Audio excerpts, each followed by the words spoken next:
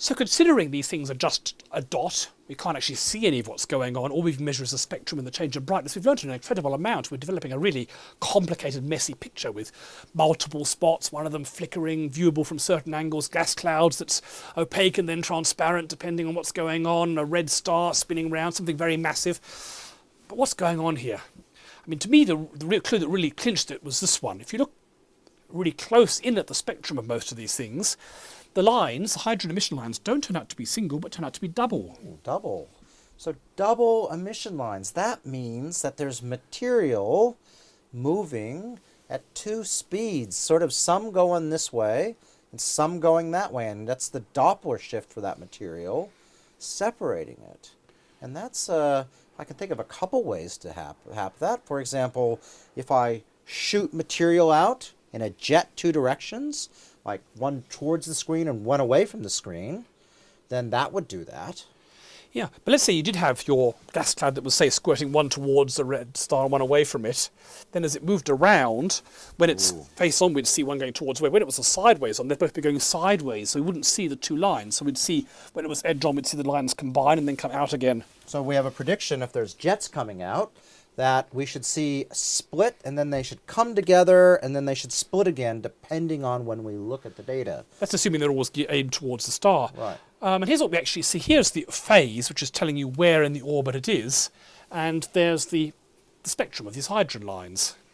So we always see the two lines, so they don't seem to be moving, but they do change a bit in brightness. So sometimes we see, for example, here, the stuff moving towards us is not as bright, and here it's brighter. So it's brighter than the stuff moving away. So let's think through what that might mean.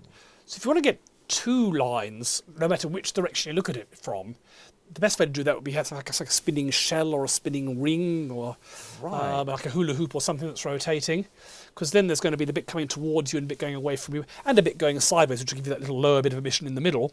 But it doesn't matter which angle you look at it from, you're always going to see some bit coming towards and away from any angle.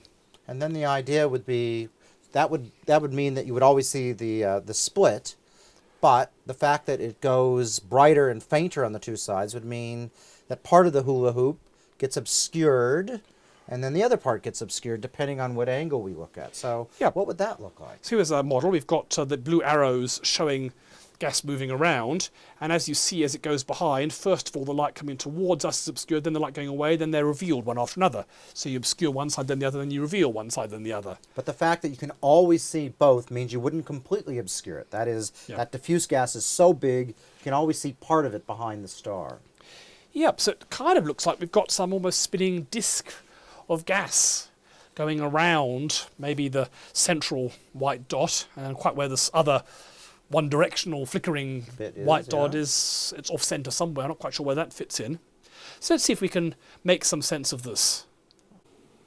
So this is looking really complicated. I mean, we've got a cloud of gas that's sometimes transparent and sometimes opaque, and we've got this gas cloud is very tenuous but weighs an awful lot and has some blue light coming out, so there's something hot and opaque in there as well.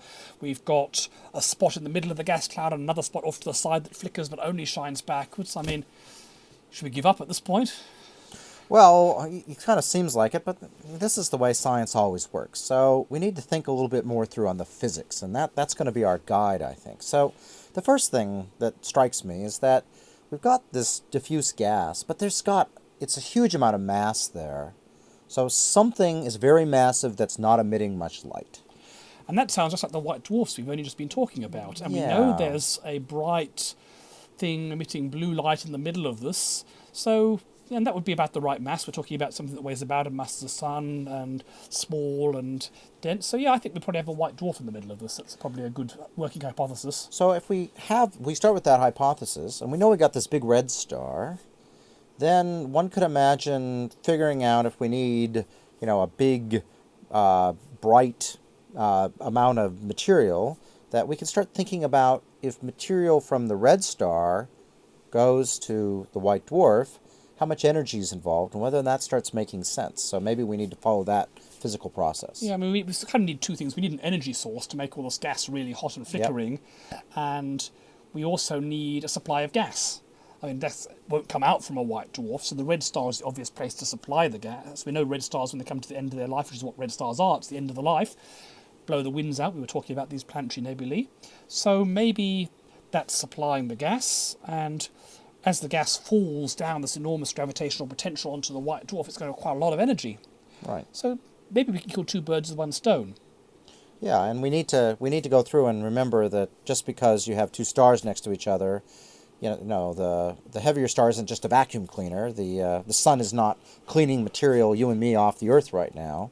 So there's some physics we need to think through about exactly what it takes to scoop material off a star. Okay. It's only a special situation. So let's do the calculation of how gas would actually flow if you had a massive star orbiting another massive star this close in.